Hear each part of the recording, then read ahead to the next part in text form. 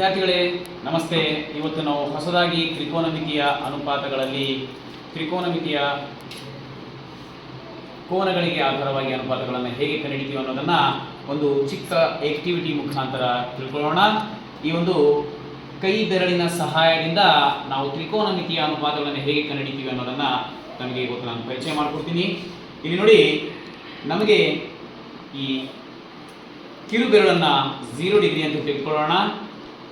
ಈ ಉಂಗುರ ಬೆರಳಿಗೆ 30 ಡಿಗ್ರಿ, ಮಧ್ಯದ ಬೆರಳಿಗೆ 45 ಡಿಗ್ರಿ, ಅದೇ ರೀತಿಯಲ್ಲಿ ತೋರ್ ಬೆರಳಿಗೆ 60 ಡಿಗ್ರಿ ಮತ್ತು ಹೆಬ್ಬೆರಳಿಗೆ 90 ಡಿಗ್ರಿ ಅಂತ ತೆಗೆದುಕೊಂಡು ನಾವಿವತ್ತು ತ್ರಿಕೋನಮಿತಿಯ ಕೋನಗಳಿಗೆ ಆಧಾರವಾಗಿ ಅನುಪಾತಗಳನ್ನು ಹೇಗೆ ಕಂಡುಹಿಡಿತೀವಿ ಅನ್ನೋದನ್ನು ತಿಳ್ಕೊಂಡು ಬರೀ ವಿದ್ಯಾರ್ಥಿಗಳು.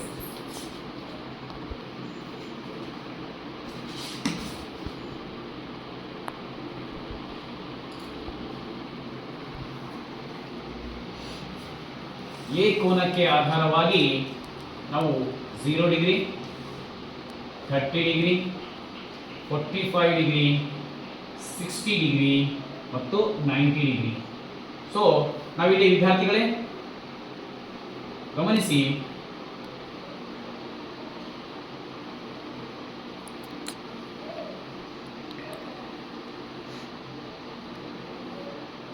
ಮೊದಲನೇದಾಗಿ ಸೈನ್ ಎ ಅನ್ನು ತೆಗೆದುಕೊಳ್ಳೋಣ. ಹಾಗಾದ್ರೆ ಸೈನ್ 0 ಡಿಗ್ರಿನ ಬೆಲೆ ಎಷ್ಟಾಗಿರುತ್ತೆ ಅಂತಂದ್ರೆ ಕೈ ಬೆರಳಿನ ಸಹಾಯದಿಂದ ಹ್ಯಾಂಡ್ಸನ್ ಮೆಥಡ್ನ ಸಹಾಯದಿಂದ ಹೇಗೆ ಕಂಡುಹಿಡಿತೀವಿ ಅನ್ನೋದನ್ನ ತಮಗೆ ನಾನು ಪರಿಚಯ ಮಾಡ್ಕೊಡ್ತೀನಿ ಇವತ್ತು. ಸೊ ನೋಡಿ, ಇಲ್ಲಿ ನಮ್ಮ ಕೈಯನ್ನು ನಾನು ಏನು ಮಾಡ್ಕೊಂಡಿದ್ದೀನಿ ಅಂತಂದ್ರೆ ಈ ಬೆರಳುಗಳ ಸಹಾಯದಿಂದ ನಾನು ನಿಮಗೆ ಪರಿಚಯ ಮಾಡ್ಕೊಡ್ತೀನಿ.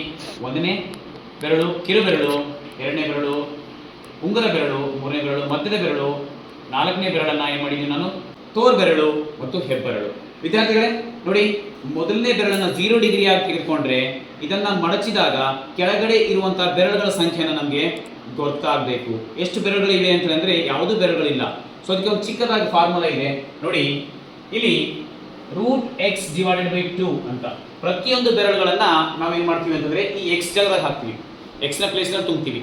ಎಕ್ಸ್ ನ ಪ್ಲೇಸ್ ನಲ್ಲಿ ಈಗ ನೋಡಿ, ಈ ಕಿರು ಬೆರಳನ್ನ ನಾನು ಮಡಚಿದಾಗ ಕೆಳಗಡೆ ಯಾವುದೇ ಬೆರಳುಗಳು ಇಲ್ಲ ಅಂತಂದಾಗ ನಾವೇನ್ ಮಾಡ್ತೀವಿ ಅಂದ್ರೆ √0/2 ಅಂದ್ರೆ √0 ಬೆಲೆ 0/2 = 0. ಹಾಗಾದ್ರೆ 0 sin ಥೀಟಾ 0 ಆದಾಗ ಅದರ ಬೆಲೆ ಏನಾಗಿರುತ್ತೆ ಅಂತಂದ್ರೆ 0 ಆಗಿರುತ್ತೆ.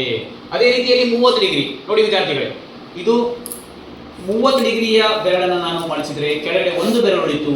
ಹಾಗಾದ್ರೆ ಇದರ ಬೆಲೆ √x ನ ಬದಲಿಗೆ 1 ಅಂತ ಹಾಕಿದ್ರೆ ನಾವು ಏನಾಗುತ್ತೆ ಅಂತಂದ್ರೆ √1ರ ಬೆಲೆ 1 ಅಂದ್ರೆ ಇದು 1/2. ಸೊ ಅದೇ ರೀತಿಯಲ್ಲಿ ನಾವು ಈಗ ಮಧ್ಯದ ಬೆರಳಿಗೆ ಬರೋಣ. ಮಧ್ಯದ ಬೆರಳಲ್ಲಿ ನಾವು ಕೆಳಗಡೆ ಉಳಿದ ಬೆರಳುಗಳ ಸಹಾಯ ಎಷ್ಟಪ್ಪ ಅಂತಂದ್ರೆ 1 ಮತ್ತು 2. ಎರಡನ್ನ ನಾನಿಲ್ಲಿ ಇಡ್ತೀನಿ. ಸೊ ಇಲ್ಲಿ √2 ಆಯಿತು. ಸೊ √2/2 ಅದನ್ನ ಇನ್ನೊಂದು ರೀತಿಯಲ್ಲಿ ಹೇಗೆ ಬರೀತೀವಪ್ಪ ಅಂತಂದ್ರೆ ನಾವು ನೋಡಿ ವಿದ್ಯಾರ್ಥಿಗಳೇ, ಎರಡು ಕಡೆ √2ರಿಂದ ನಾವು ಗುಣಿಸಿದಾಗ √2ರ ವರ್ಗ /2√2 2 ಗೆಟ್ ಕ್ಯಾನ್ಸಲ್. ಇಲ್ಲಿ ಉಳಿದಿದೆ 2√2/2 2 ಅಂದ್ರೆ 1/√2 ಅಂತ. sin 45 ಡಿಗ್ರಿ ಎಷ್ಟಾಯ್ತು ಅಂತಂದ್ರೆ 1/√2. ಅದೇ ರೀತಿಯಲ್ಲಿ sin 60 ಡಿಗ್ರಿ.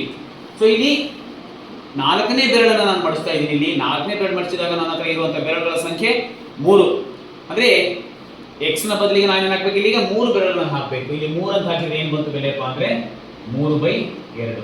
ಅದೇ ರೀತಿಯಾಗಿ ಇಲ್ಲಿ ನಾನು 90 ಡಿಗ್ರಿ ಹೆಬ್ಬೆರಳನ್ನು ತೆಗೆದುಕೊಳ್ಳೋಣ. ಇದು 90 ಡಿಗ್ರಿ ಆಗಿದೆ. ಸೊ ಇದನ್ನ ಮಡಿಸಿದಾಗ ಕೆಳಗಡೆ ಇರುವಂತಹ ಬೆರಳುಗಳ ಸಂಖ್ಯೆ ಎಷ್ಟಪ್ಪ ಅಂದ್ರೆ 4. ಸೊ ಇಲ್ಲಿ ನಾನು 4ಅನ್ನು ಹಾಕಿದ್ರೆ 4ರ ವರ್ಗಮೂಲ, ಸೊ 2/2 ಗೆಟ್ ಕ್ಯಾನ್ಸಲ್ ಆಗುತ್ತೆ. ಆನ್ಸರ್ ಬಂದು 90 ಡಿಗ್ರಿ. ಹೀಗೆ ನಾವು sin 0 ಡಿಗ್ರಿ ಬೆಲೆ 0, sin 30 ಡಿಗ್ರಿ ಬೆಲೆ 1/2, sin 45 ಡಿಗ್ರಿ 1/√2, ಅದೇ ತರ sin 60 ಡಿಗ್ರಿ √3/2, sin 90 ಡಿಗ್ರಿ 1/9. ವಿದ್ಯಾರ್ಥಿಗಳೇ, ನಾವು ಸೈನ್ ಬಗ್ಗೆ ತಿಳ್ಕೊಂಡ್ವಿ. ನೆಕ್ಸ್ಟ್ ಬರೋದು ಅನುಪಾತ ನಮ್ದು ಕಾಸ್ 0 ಡಿಗ್ರಿಯ ಬೆಲೆ ಬೇಕಾಗಿದೆ ನಮಗೆ. ಕಾಸ್ 0 ಬೆಲೆ ಏನಪ್ಪಾ ಅಂತಂದ್ರೆ ನಾವು ಪ್ರಾರಂಭ ಸೈನ್ ನಲ್ಲಿ ಇಲ್ಲಿಂದ ಸ್ಟಾರ್ಟ್ ಮಾಡಿದ್ವಿ. ಈಗ ರಿವರ್ಸ್ ಆಗಿ ಬರೋಣ ಅಂತ. ರಿವರ್ಸ್ ಆಗಿ ಬಂದ್ರೆ ಇದು 0, ಇದು 30, 45, 60, 90 ಆಗುತ್ತೆ.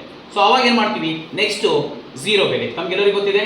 ಇದನ್ನು ಸೈನನ್ನು ನಾವು ರಿವರ್ಸ್ ಆಗಿ ಬರೆದ್ರೆ ನಮಗೆ ಕಾಸ್ ಬೆಲೆ ಸಿಗುತ್ತೆ. ರಿವರ್ಸ್ ಆಗಿ ಬರೆಯಿದ್ರೆ ಇದು 1 ತಂದು ಇಲ್ಲಿ ಬರೀತೀನಿ, √3/2 ಇದು ಬೆಲೆ ಹಾಗೆ ಇರುತ್ತೆ ಮಧ್ಯದಲ್ಲಿ, ಇದು 1/2 0 ಕೊನೆಯದಾಗಿ. ಸೊ ತುಂಬ ಸರಳವಾಗಿ ನಾವೇನು ಮಾಡ್ತೀವಿ ಅಂತಂದರೆ ಇಲ್ಲಿ ಸೈನ್ ಬೆಲೆಯನ್ನು ರಿವರ್ಸ್ ಆಗಿ ಬರೆದ್ರೆ ನಮಗೆ ಕಾಸ್ ಬೆಲೆ ಸಿಗುತ್ತೆ.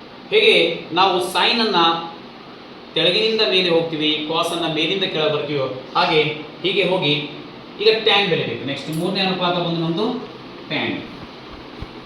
ವಿದ್ಯಾರ್ಥಿಗಳೇ ಇಲ್ಲಿ ಗಮನಿಸಿ, ನಾವು ಟ್ಯಾನ್ ಅನ್ನು ಎಷ್ಟು ಸುಲಭವಾಗಿ ಕಂಡುಹಿಡಿತೀವಿ ಅಂತಂದರೆ ಸೈನ್ ಮತ್ತು ಕಾಸ್ನ ಡಿವೈಡ್ ನಮ್ಗೆ ಏನಾಗಿರುತ್ತೆ, ಟ್ಯಾನ್ ಆಗಿರುತ್ತೆ. ಮತ್ತು ಕಾಸ್ ತಿಳ್ಕೊಂಡ ನಂತರ ಟ್ಯಾನಿಗೆ ಬರೋಣ. ಸೊ ಇಲ್ಲಿ ನೋಡಿ 0/1 ಇಲ್ಲಿ ಕೆಳಗಡೆ ಒಂದಿದೆ, 1 ಗೆಟ್ ಕ್ಯಾನ್ಸಲ್ ಆಗುತ್ತೆ. ಇಲ್ಲಿ ಏನು ಬರುತ್ತೆ ಬೆಲೆ ಅಂತಂದ್ರೆ ತಮಗೆಲ್ಲ ಗೊತ್ತಿರುವ ಹಾಗೆ ನಾವೇನು ಮಾಡ್ತೀವಿ ಅಂತಂದರೆ 0 ಕೆಳಗಡೆ 1, ಸೊ 1/1. ಸೊ ಇಲ್ಲೇನು ಸೇಮ್ ಗೆಟ್ ಕ್ಯಾನ್ಸಲ್ ಆದರೂ ಕೂಡ ಇಲ್ಲಿ ಬೆಲೆ ಏನಾಗುತ್ತೆ 0 ಏನಾಗಿರುತ್ತೆ ನಮ್ಮ ಬೆಲೆ ಟ್ಯಾನ್ 0 ಡಿಗ್ರಿಯ ಬೆಲೆ 0 ಆಗಿರುತ್ತೆ. ಸೊ ಹಾಗಾದರೆ ಇಲ್ಲಿ 2 ಗೆಟ್ ಕ್ಯಾನ್ಸಲ್ ಆದರೆ ನಮ್ಮ ಬೆಲೆ ಬರೋದು 1/√3. ಇಲ್ಲಿ √3 1/2 ಗೆಟ್ ಕ್ಯಾನ್ಸಲ್ ಆದರೆ ಸೊ ಇಲ್ಲಿ ಆನ್ಸರ್ ಬರೋದು 1. ಇಲ್ಲಿ 2/2 ಗೆಟ್ ಕ್ಯಾನ್ಸಲ್ ಆದರೆ √3. ಇಲ್ಲಿ 1/0 ಇಲ್ಲಿ ಬರಲ್ಲ, ಏನು ಬರಲಿಲ್ಲ ಅಂದರೆ ಏನು ತಗೋತೀವಿ ನಾವು ಇಲ್ಲಿ ND ಅಂತ ತಗೋತೀವಿ. 3 ಅನುಪಾತಗಳು ಪರಿಚಯ ಆದಮೇಲೆ ಈ 3 ಅನುಪಾತಗಳನ್ನು ತಮಗೆ ತಿಳಿದ ಹಾಗೆ ತ್ರಿಕೋನಮಿತಿಯ ಅನುಪಾತಗಳಲ್ಲಿ ಸೈನ್ನ ರಿವರ್ಸ್ ಬರೆದ್ರೆ ಕೋಸೆಕ್ ಆಗುತ್ತೆ. ಸೊ ಅದೇ ರೀತಿಯಲ್ಲಿ ನಾವು ರಿವರ್ಸ್ ಬರೋಣ. ಈಗ ಕೋಸೆಕ್, ಸೆಕ್ ಮತ್ತು ಕಾಟ್ ಈ 3 ಅನುಪಾತಗಳ ಬಗ್ಗೆ ಈಗ ಮತ್ತೆ ತಿಳಿದುಕೊಳ್ಳೋಣ ವಿದ್ಯಾರ್ಥಿಗಳೇ.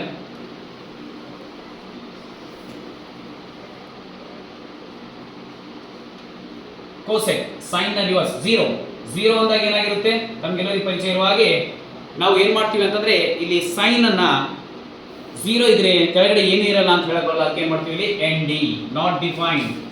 ಸೊ ಇದ್ರದ್ದು ರಿವರ್ಸ್ 1/2 2 1/√2 √2 √3/2 2/√3. ಸೊ ಇದೇ ಥರ 1 ಇತ್ತಂದ್ರೆ ಇಲ್ಲಿ ಎಂದು ಬರ್ತೀವಿ 0 ತೆಗೆದುಕೊಳ್ತೀವಿ. ಸೊ ಇಲ್ಲಿ ಬರೋಣ. ಇಲ್ಲಿ 1 ಇದೆ, 1 ಇತ್ತಂದರೆ 0 2√3 ಇದೆ, 2√3 ಆಗುತ್ತೆ, √2 ಆಗುತ್ತೆ. ಇಲ್ಲಿ 1/2 ಇದೆ ಡೈರೆಕ್ಟ್. ನಮ್ಗೆ ಈಗ ಹೇಳಿದೆ ನಾನು ಮಕ್ಕಳು 0 ಕೆಳಗಡೆ ಏನು ಇರಲಿಲ್ಲ ಅಂದ್ರೆ ನಾವು ಏನು ಬಳಸ್ತೀವಿ ಅಂತಂದರೆ ND ಬಳಸ್ತೀವಿ. ಸೊ ಅದೇ ರೀತಿಯಲ್ಲಿ ಟ್ಯಾನ್ 0 ಇದ್ದಾಗ ಏನು ಬಳಸ್ತೀವಿ ಅಂತ ಹೇಳಿದೆ ನನಗೆ. ಟ್ಯಾನ್ 0 ಇದ್ದಾಗ ನಾವು ND ಬಳಸ್ತೀವಿ, not defined. ND means not defined. So ಇಲ್ಲಿ √3 ಆಗುತ್ತೆ, ಇಲ್ಲಿ 1 ಇರುತ್ತೆ. ನೆಕ್ಸ್ಟ್ √3 1/√3 ND ಅಂದರೆ ಇಲ್ಲಿ ಏನಾಗುತ್ತೆ 0 ಆಗುತ್ತೆ. ಸೊ ಹೀಗೆ ನಾವೇನು ಮಾಡ್ತೀವಿ ವಿದ್ಯಾರ್ಥಿಗಳೇ, ತ್ರಿಕೋನಮಿತಿಯ ಅನುಪಾತಗಳನ್ನು ಕೋಷ್ಟಕದಲ್ಲಿ ಈ ರೀತಿಯಾಗಿ ಪರಿಚಯ ಮಾಡ್ಕೊಳ್ತೀವಿ. ಮುಂದಿನ ತರಗತಿಯಲ್ಲಿ ನಾವು ತ್ರಿಕೋನಮಿತಿಯ ನಿತ್ಯ ಸಮೀಕರಣಗಳ ಬಗ್ಗೆ ಸರಳವಾಗಿ ತಿಳ್ಕೊಳ್ಳೋಕ್ಕೆ ಮತ್ತೆ ಒಂದು ಮಾದರಿ ಚಾರ್ಟ್ನ ಮುಖಾಂತರ ನಮಗೆ ಭೇಟಿಯಾಗ್ತೀನಿ. ನಮಸ್ತೆ.